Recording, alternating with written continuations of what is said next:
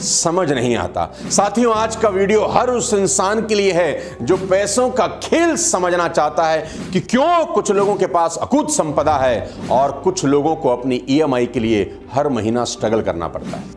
कुल मिलाकर आज का वीडियो मेरे भारत के लिए है, भारत में रहने वाले मेरे ही जैसे मिडिल क्लास फैमिली के लोगों के लिए है, हर उस इंसान के लिए है जो मेहनती है, सपने देखता है, आगे बढ़ना चाहता है पर रास्ता नहीं दिख रहा, कोई सही सलाहकार नहीं मिल रहा।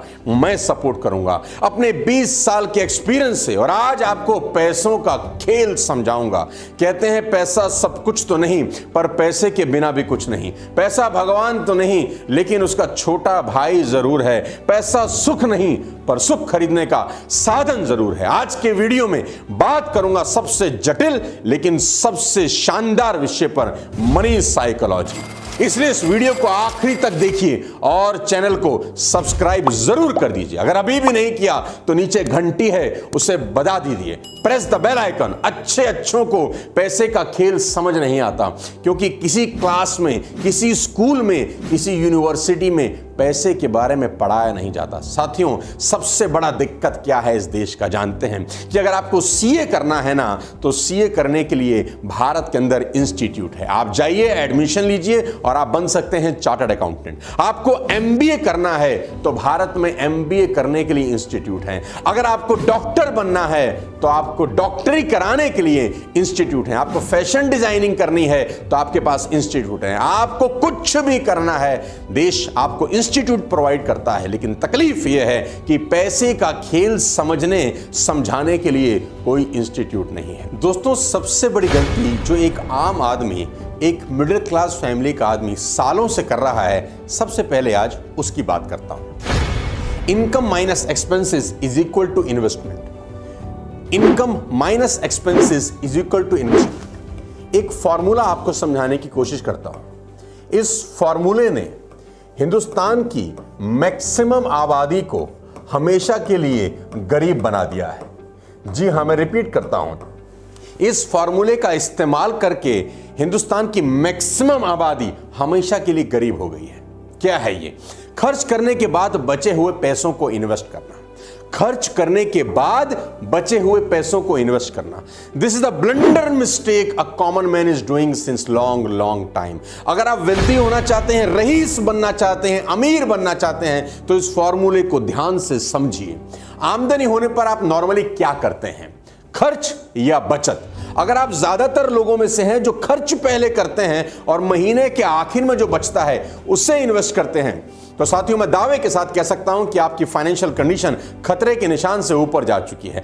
मैं समझाता हूं आपको। आपने जो भी पैसा कमाया हर महीने, मान लेते हैं आप सैलरीड हैं, आप तनख्वाह लेते हैं, मान लेते हैं आप बिजनेसमैन हैं, आपको प्रॉफिट होता है, आप हर महीने जो भी पैसा कमाते हैं सबसे पहले आपकी कमाई पे डाका डलता है और डाका मारने आते हैं आपके एक्सपेंडिचर। हर महीना उछले पेट्रोल डीजल का उछला है रोल, शक्कर बाई के कामोल।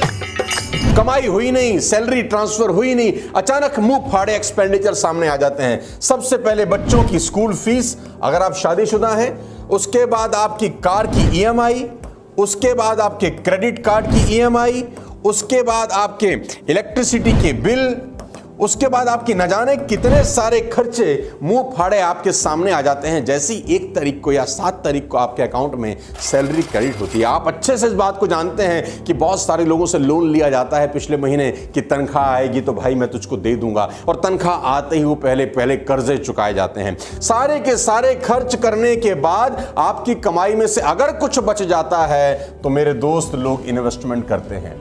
यानी कमाई का सबसे पहला भाग जाता है खर्चों पे और बचा हुआ भाग जाता है इन्वेस्टमेंट पे। इसीलिए इन्वेस्टमेंट होती ही नहीं है क्योंकि साला यहां पर कुछ बचता ही नहीं है। यह फॉर्मूला आपकी जिंदगी को बर्बाद करने के लिए काफी है। साथियों, आपकी कमाई पर, खून पसीने की गाड़ी कमाई पर सबसे पहला अधिकार खर्चों का नहीं है, आपकी कमाई पर सबसे पहला अधिकार इन्वेस्टमेंट का है। मैं आपको समझाता हूं और एक शानदार फॉर्मूला देता हूं जो आपको जिंदगी में रईस बना सकता है और आपको पैसे की कभी तकलीफ नहीं होगी।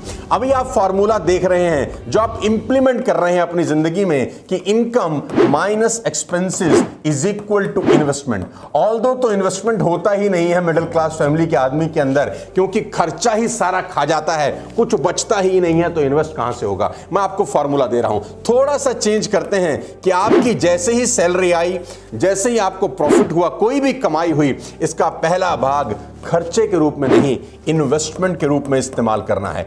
कसम खाइए आज के बाद कि आपकी जो भी कमाई आती है, पहले खर्चे का भुगतान नहीं होगा, पहले इन्वेस्टमेंट होगी, जो बच जाएगा उससे खर्चा करेंगे। थोड़ा टाइट हो जाएंगे, थोड़ी टेंशन हो जाएगी, नो प्रॉब्लम, लेकिन आपकी कमाई पर पहला अधिकार इन्वेस्टमेंट का होना चाहिए, खर्चे का बिल्कुल नहीं। अगर आप पैसों को लेकर अपनी समझ को और बढ़ाना चाहते हैं तो आपको ज्यादा से ज्यादा इस विषय पर पढ़ना होगा। साथियों, आज मैं आपको एक ऐसी किताब के बारे में बताने जा रहा हूं जो आपका पैसों के प्रति नजरिया बिल्कुल बदल के रख देगी, जिसे पढ़कर पैसों के प्रति मेरी समझ और बढ़ गई।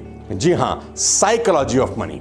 और हां, अगर पढ़ने में आलस आता है तो भी चिंता की कोई बात नहीं, क्योंकि बहुत सारे लोग मुझे कहते हैं कि किताब ले तो आते हैं, पढ़ी नहीं जाती। साथियों, टेक्नोलॉजी का जमाना है, आप पूरी की पूरी किताब कुकू एफएम पर सुन सकते हैं। इसमें आपको फाइनेंशियली फ्री होने की हर एक स्किल के बारे में विस्तार से बताया गया है। और कुकू एफएम भारत का लीडिंग ऑडियो शो प्लेटफॉर्म है, 100% मेड इन इंडिया ऐप है। अब बुक्स पढ़ने की जरूरत नहीं, आप सुनकर बहुत कुछ सीख सकते हैं। नॉर्मली इसका सब्सक्रिप्शन 399 रुपीस का होता है, लेकिन मेरा कोड SON50 इस्तेमाल करके आपको 199 में मिल जाएगा। कुकू एफएम को डाउनलोड करिए, डिस्क्रिप्शन बॉक्स में मैं लिंक दे दूंगा, आपके लिए आसानी होगी। साथियों, मैं आपको बता दूं कि 1956 के अंदर एक किताब आई थी जॉन एस क्लार्सन की, richest man in A Babylon. मैंने पढ़ी, बेहद शानदार किताब। आज इस किताब को आए करीब करीब 70 बरस हो गए। जॉन एस क्लार्सन ने कहा कि आपको अगर रईस बनना है, पैसों के प्रति आपको कुछ समझ तय करनी है, तो आपको एक काम करना होगा। जॉन एस क्लार्सन ने 10% बचत का सुझाव दिया। आपको जान के हैरानी होगी कि 1956 में ही उन्होंने कहा कि आदमी को अपनी आमदनी में से कम 10% बचाना चाहिए, जबकि एवरेज एज उस दौर में 55 साल थी, यानी एक आदमी 55 साल तक ही जीवित रहता था। तब भी वो कहता था कि 10% बचाना चाहिए।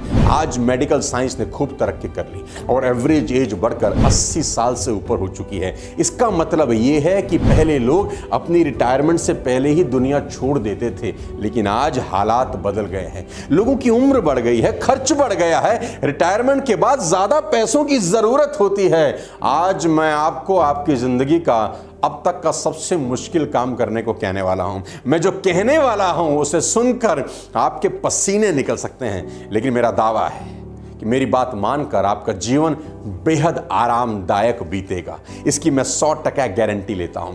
मनी मैनेजमेंट का सबसे बड़ा नियम बताने जा रहा हूं 50% का। मनी मैनेजमेंट का सबसे बड़ा नियम बताने जा रहा हूं 50% का। साथियों, 50% का नियम, जी हां, सही सुना आपने, 50% का नियम, यानी आज आप जितना भी कमाते हैं उसमें से 50% आपको बचाना सीखना होगा। जी हां, बहुत बड़ी बात आपसे कर रहा हूं, क्योंकि मेरा मानना है कि बचत की राशि नहीं, प्रतिशत महत्वपूर्ण होता है। आप कहेंगे 50% तो बहुत ज्यादा है, तो मैं कहूंगा जी हां।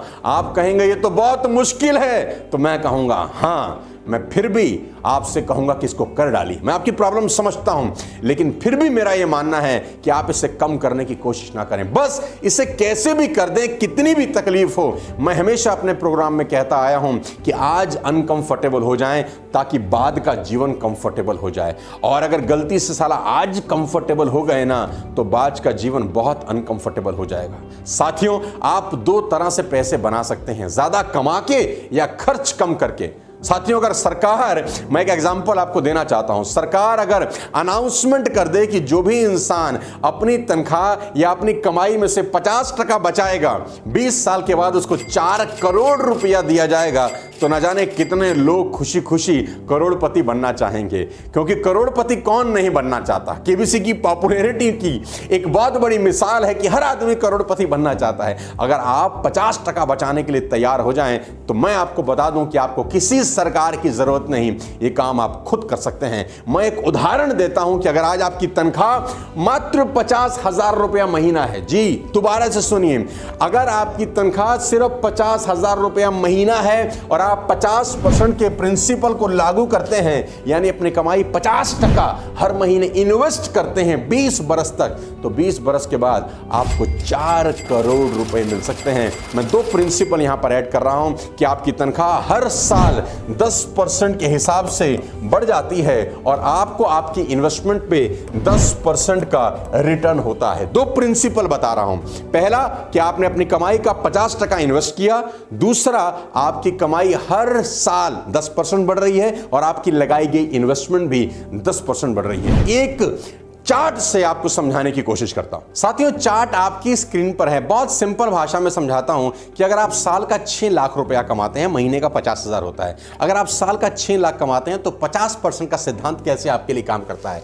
आपने इन्वेस्ट किए 3 लाख रुपए और आपकी टोटल सेविंग है एक तरीके से 3 लाख रुपए की।